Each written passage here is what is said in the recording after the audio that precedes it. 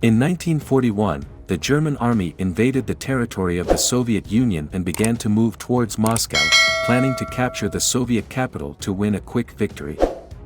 Despite the fact that the German divisions broke through the defenses of the Red Army already at the beginning of autumn, it became obvious that the fierce resistance of the Soviet troops would not allow them to capture Moscow at the appointed time, and, consequently, the Blitzkrieg plan might fail. Nevertheless, the German command did not want to abandon the Blitzkrieg plan, as it expected the Japanese army to invade the USSR, which would force the Soviet Union to wage war on two fronts and thereby deprive the Red Army of the opportunity to transfer fresh divisions from the east. At the beginning of 1941, the Japanese command developed a plan of attack on the USSR, which was called Khalkhin, but did not dare to put it into practice.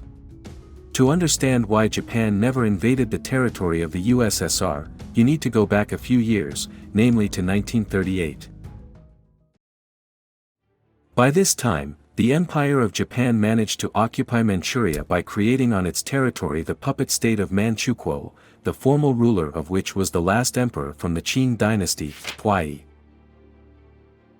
Japan planned to use Manchuria as a springboard to expand controlled territories on the mainland. In order to ensure the rapid transfer of troops and military equipment to Manchuria, the Japanese planned to create a port at the mouth of the Tumen River. Since the river acted as the border between Manchukuo and the USSR, to ensure the safety of the new transport route, Japan had to control both banks of the river. Japan switched to active operations, and in the summer of 1938, Japanese troops invaded the territory of the USSR, planning to occupy the territory adjacent to the Tumen River. As a result of the fighting in the vicinity of Lake Khasan, which lasted 2 weeks, the Japanese detachments were forced out to the western bank of the river.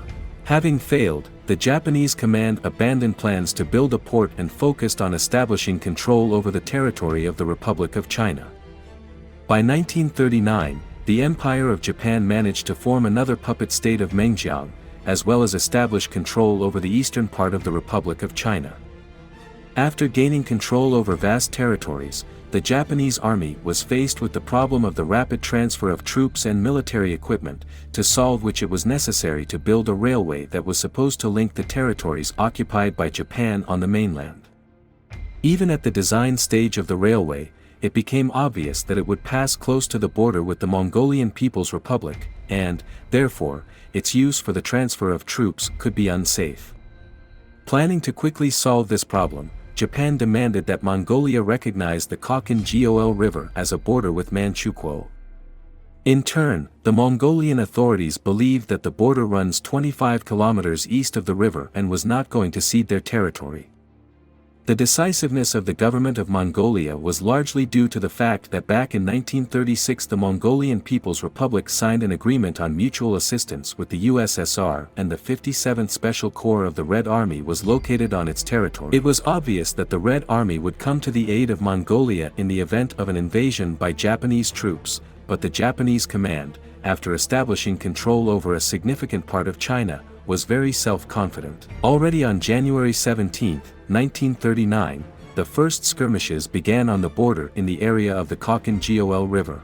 On May 28, 1939, Japan concentrated about 1,700 soldiers in the region of the Khalkhin Gol River and was ready to begin active operations. Taking advantage of the fact that the number of Soviet-Mongolian troops on this section of the border was less than 1,000 soldiers, the Japanese army, with the active support of aviation, launched an offensive, intending to cut off the enemy grouping from the river and surround it. Due to numerical superiority, the Japanese managed to quickly break through the defenses of the Soviet-Mongolian detachments and begin to push them to the river, but due to artillery fire from the western bank, the Japanese could not surround the enemy. In turn, the Red Army, having received reinforcements, launched a counteroffensive, as a result of which the Japanese detachments were thrown back to their original positions. From the first days of June, both sides began preparations for the resumption of active hostilities. At this time, Georgy Zhukov was appointed the new commander of the Red Army Corps in Mongolia. Since the advantage in the air in the first serious clashes was with the Japanese army,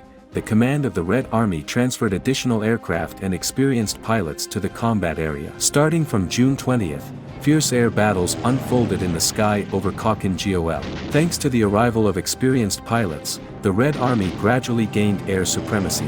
In turn, Japanese aviation was able on June 27 to deliver a surprise attack on Soviet airfields and destroy 22 aircraft, but despite this, the Japanese army did not succeed in gaining air supremacy. By the beginning of June, the command of the Japanese army developed a new plan for the border operation, which envisaged the encirclement of the Soviet Mongolian troops on the banks of the Khalkhin Gol River. On the night of July 3, the shock group, led by General Yasuoka, crossed the Khalkhin Gol River, breaking through the defenses of the Red Army. The Japanese managed to take Mount Bain-Tsagan on the western bank of the river. The Japanese immediately began to build defensive structures to meet the counterattacks of the Red Army.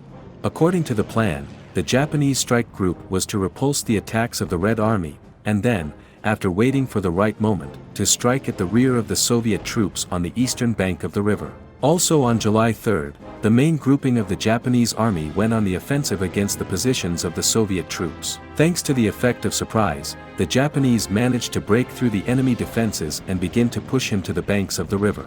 The situation for the Soviet army was critical, so Georgy Zhukov decided to throw into battle without infantry cover the 11th Tank Brigade from the reserve, which consisted of 150 tanks. The rapid entry into battle of the 11th Tank Brigade made it possible to stop the offensive of the Japanese army, which had to take up defense. Very soon, positional battles began on the eastern bank of the Khalkhin Gol River. Despite the attempts made, the Japanese were unable to break through the defensive formations of the Red Army, but the Red Army did not attempt to counterattack either. Closer to noon on July 3, the Red Army, having pulled up reserves, launched a counterattack on the Japanese detachments that occupied Mount Bain-Tsagan. The Japanese strike group offered fierce resistance, but was forced to retreat under the blows of the Red Army. By the evening of July 4, the Japanese strike group controlled the top of Mount Bain-Tsagan and a small area 2 kilometers wide and 5 kilometers long. Realizing that it was impossible to keep the bridgehead on the western bank with the available forces, the commander of the Japanese strike group on July 5 gave the order to begin a retreat to the eastern bank of the river. In turn, the Red Army continued to attack the retreating enemy in order to inflict maximum damage on him. By evening, the Japanese still managed to transport the remnants of their strike group to the east coast, but at the same time they lost all their tanks and artillery. In turn, detachments of the Red Army crossed after the enemy to the eastern bank of the Khalkhin Gol River and took up defense. Despite the failed offensive, the Japanese troops were still on the territory of Mongolia, and the Japanese command did not plan to abandon further offensive attempts. A relative calm formed at the front, during which the parties hastily gathered additional forces and prepared for the resumption of large-scale hostilities. At this time, the Japanese army tried several times to attack the Soviet bridgehead on the east bank of the river, but these attacks were unsuccessful. Aviation also fought actively, as both sides planned to secure air supremacy before the start of large-scale hostilities. By mid-August, the 1st Army Group formed on the basis of the 57th Special Corps under the command of Georgy Zhukov had a grouping of 57,000 soldiers, 498 tanks, and 515 aircraft in the combat area. At the disposal of the Japanese 6th Separate Army under the command of Ryuhei Ieyasu, which was formed by a special decree of the Emperor, there were 75,000 soldiers, 182 tanks, and 700 aircraft. Both sides had their own offensive plans, but the initiative was on the side of the Red Army. On August 20, at 6:15 a.m., the Red Army launched a massive air raid on enemy positions.